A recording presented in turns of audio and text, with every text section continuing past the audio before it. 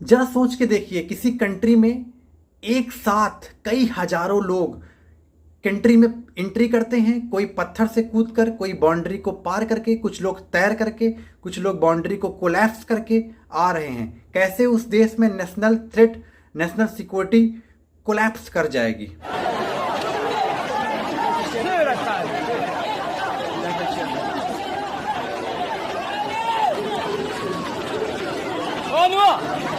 दोस्तों, welcome to my channel Rival 247।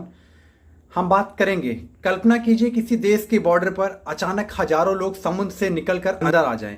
कोई तैर कर आ रहा है, तो कोई पत्थरों के ऊपर, तो कोई ऊंची बॉर्डर फांद कर पार करके। कुछ ही घंटों में पूरी बॉर्डर सिक्योरिटी हिल गई। स्पेन को तुरंत आर्मी बुलानी पड़ गई, पुलिस फोर्स बढ़ानी पड़ गई, पूरे यूरोप में हड़कंप मच गया। लेकिन सबसे बड़ा सवाल, क्या यह एक माइग्रेशन क्राइसिस है या यूरोप के लिए आने वाले बड़े सिक्योरिटी क्राइसिस की शुरुआत? आइए पूरी कहानी को आसान भाषा में समझते हैं। सबसे पहले हम लोकेशन को समझते हैं। स्पेन एक छोटा सा शहर है एक छोटा सा शहर है क्वेटा।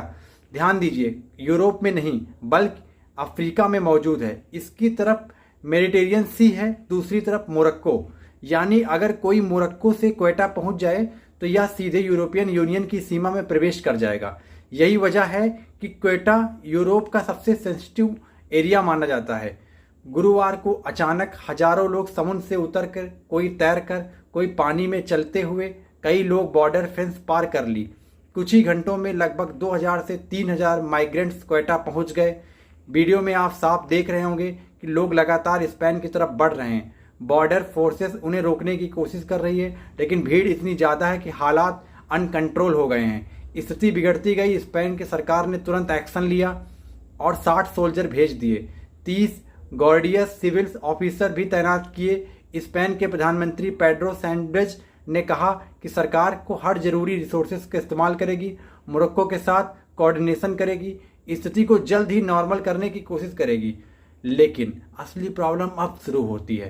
क्वेटा का पॉपुलेशन ज़्यादा नहीं है। ऐसे में हजारों लोगों का अचानक पहुंच जाना पूरे शहर में भारी प्रेशर डाल देता है। रिसेप्शन सेंटर्स भर चुके हैं, हजारों लोग सड़क पर आ चुके हैं। लोकल गवर्नमेंट कह रही है कि हमारे पास कैपेसिटी नहीं बची है।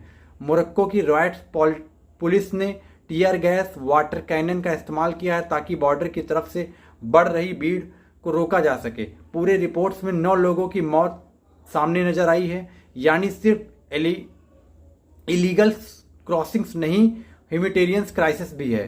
लेकिन सबसे बड़ा सवाल यहीं शुरू होता है। पहली बार नहीं, 2021 में भी 8000 माइग्रेंट दो दिनों में क्वेटा पहुंचे थे।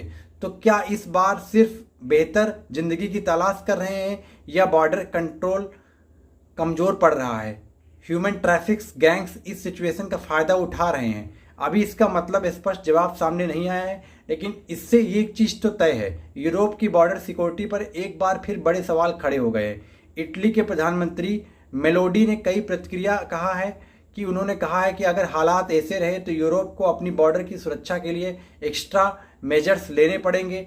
अब यह सिर्फ स्पेन का मुद्दा नहीं, पूरे यूरोप का मुद्दा बन गया है। दोस्तों, माइग्रेशन सिर्फ एक देश से दूसरे देश में जाने का नाम नहीं है। इसके साथ कई सारी चीज़ें जुड़ी होती हैं। Border security, national threats, national politics, human rights और इंटरनेशनल रिलेशनशिप। अब देखना होगा स्पेन और मोरक्को मिलकर इस क्राइसिस से कैसे संभालते हैं, और क्या यूरोप अपनी बॉर्डर पर पहले से ज़्यादा मजबूत बनाता है। आने वाले महीनों में ऐसे मामले देखने को मिलेंगे।